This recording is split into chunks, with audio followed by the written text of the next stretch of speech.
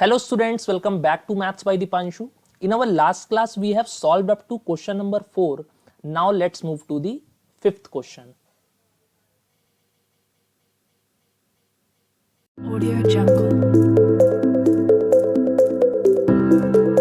Question number 5 is simplify 3 plus root 3 and 2 plus root 2 का whole square. आइए इसे solve करते हैं.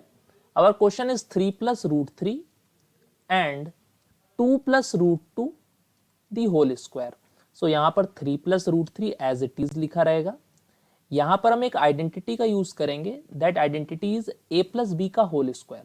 a प्लस बी का होल स्क्वायर क्या होता है? a square plus B square plus 2ab. यहाँ पर अगर हम देखें तो ये a प्लस बी के होल स्क्वायर के फॉर्म में लिखा हुआ है, तो इसे हम इस फॉर्म में कन्वर्ट कर देंगे.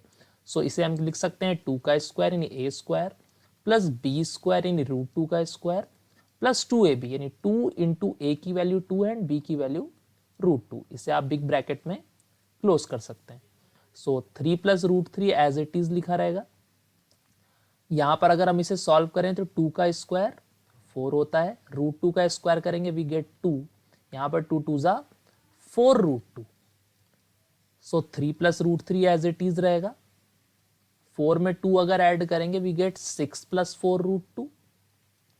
अब यहां पर हम क्या करेंगे? यहां पर हम सिंपली मल्टीप्लीकेशन करेंगे बिकॉज यहां पर कोई आइडेंटिटी नहीं लग रही है. यानी एक बार हम 3 का कराएंगे पूरे आगे वाले नंबर से यानी 6 प्लस 4 रूट 2 से. एक बार प्लस रूट 3 का हमें कराना पड़ेगा 6 प्लस 4 रूट 2 से. आइए इसे सॉल्व करते हैं. 6 3 जा 18, 4 3 जा 12 रूट 2. 6 का अगर रूट 3 से करेंगे वी गेट 6 रूट 3. 4 रूट 3 का रूट 2 से करेंगे वी गेट रूट 6. यहां पर कोई भी नंबर किसी के साथ रिलेशन नहीं है. That's why this is our final answer. I hope आपको क्वेश्चन नंबर 5 क्लियर है.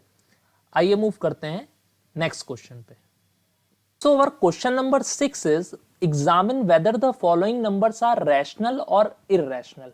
हमने रैशनल और इररैशनल के बारे में कई बार बात करी है कि रैशनल नंबर वो नंबर्स होते हैं जिन्हें हम p बाई क्यू फॉर्म में एक्सप्रेस कर सकते हैं जहां पर q should not be equal to 0. And irrational number जैसे इसका अपोजिट होते हैं यानी जिसे हम p बाई क्यू फॉर्म में एक्सप्रेस ना कर सकें. आइए इसे सॉल्व करके देखते हैं क्या ये गिवन नंबर्स हमारे रैशनल हैं कि इररैशनल हैं.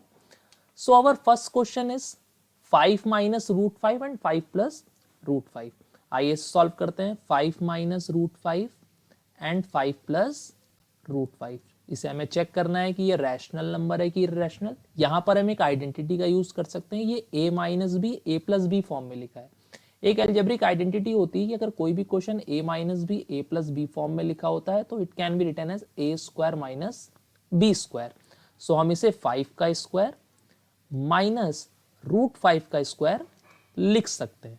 सो 5 का स्क्वायर क्या होता है? 5 का स्क्वायर इज 25 एंड रूट 5 का स्क्वायर 5 हो जाएगा. 25 में से 5 सब्सट्रैक्ट करेंगे we get 20 and 20 can be written as 20 by 1. तो ये हमारी p बाई क्यू फॉर्म है. दैट इज वाई ये कौन सा नंबर होगा? ये एक रैशनल नंबर होगा. Rational number. आई होप आपको ये चीज क्लियर है. आइए मूव करते हैं इसके सेकेंड पार्ट पे. तो over second part is root 3 plus 2 to the whole square. आइए इसे चेक करते हैं ये रैशनल नंबर है कि इररैशनल. यहां पर हम एक एल्जेब्रिक आइडेंटिटी का यूज करेंगे that is a plus B का whole square. a plus B का होल स्क्वायर क्या होता है? a square plus B square plus 2ab. यहां पर आप 2ab को बीच में भी लिख सकते हो एंड लास्ट में भी लिख सकते हो, उसका कोई समस्या नहीं है.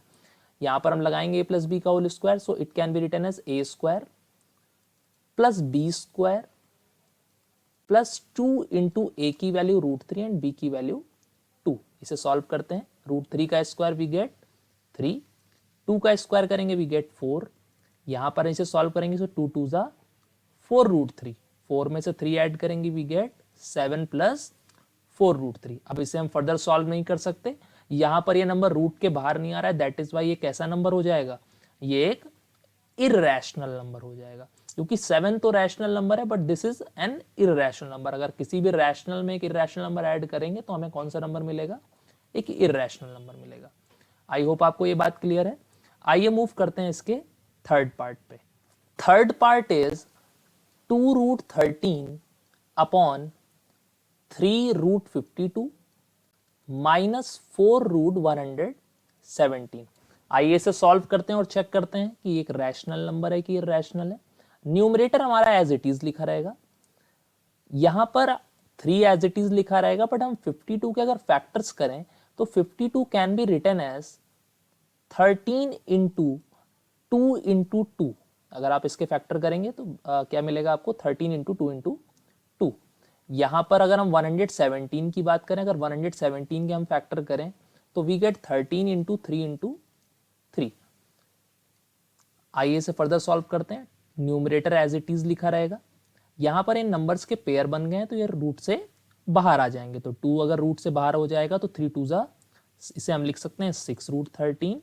यहां पर ये 3 रूट के बाहर आ जाएगा तो it can be written as 4 3 जा 12√13। फर्दर सॉल्व करेंगे इसे, 2√13 एज इट इज लिखा रहेगा। ये देखिए दोनों रिलेशन में है, बिकॉज यहां पर भी √13 है, यहां पर भी √13 है। अगर 6 में से 12 सब्सट्रैक्ट करेंगे वी गेट -6√13।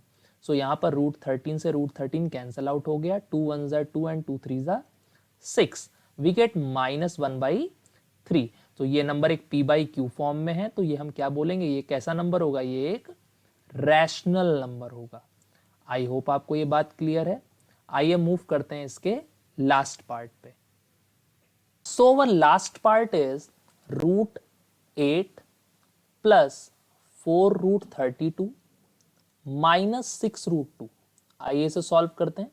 यहां पर अगर हम √8 के फैक्टर्स करेंगे तो we get 2 into 2 into 2 plus 4 as it is लिखा रहेगा। अगर हम √32 के अगर हम फैक्टर्स करेंगे we get 2 into 2 into 2 into 2, 2 2 जा 4 2 जा 8, 8 2 जा 16 एंड 16 2 जा 32। सो हमें यहां पर मिलेगा 2 की पावर 5। यहां पर 6√2 हमारे पास एज इट इज लिखा रहेगा।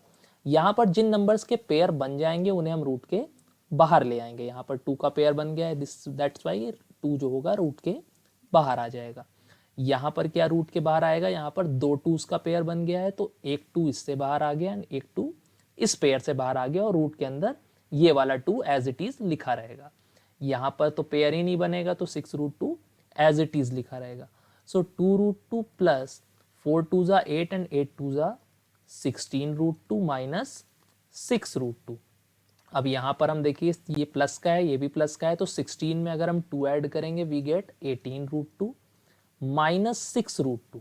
सो 18√2 में से अगर 6√2 सब्सट्रैक्ट करेंगे we gate 12√2।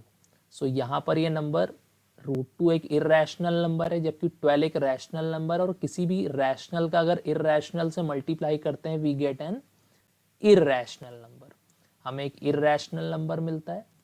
So I hope आपको ये बात क्लियर है। So students, that's it for the today's class. If you understood each part clearly, don't forget to like, share and subscribe to Maths by Dipanshu. See you in the next class.